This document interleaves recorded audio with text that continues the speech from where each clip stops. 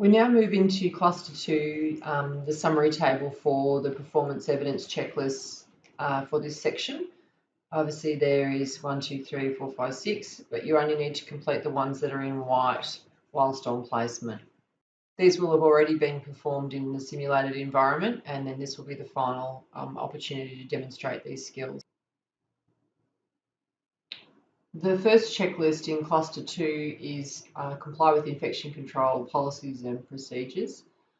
Students have already demonstrated on 2 separate occasions in simulation these requirements, and this is the final and third occasion that needs to be demonstrated whilst on placement.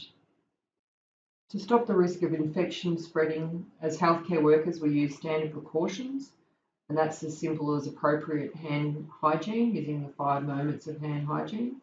Could be using the application of hand gel to reduce the transfer of bacteria from your hands to others. It also means when you're coming in contact with bodily fluids that you don gloves and protect yourself appropriately. Further to standard precautions, we have additional precautions.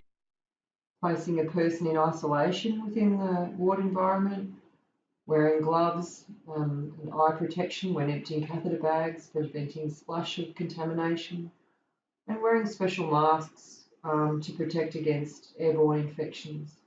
Students must be able to demonstrate that they know the zones, that they know when to isolate, when to use soap, and when it is appropriate to implement surface cleaning, as well as limiting the contamination of linen, for example.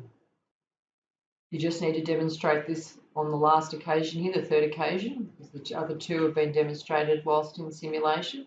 And then at the end, the supervisor will provide some feedback and we want you to respond appropriately.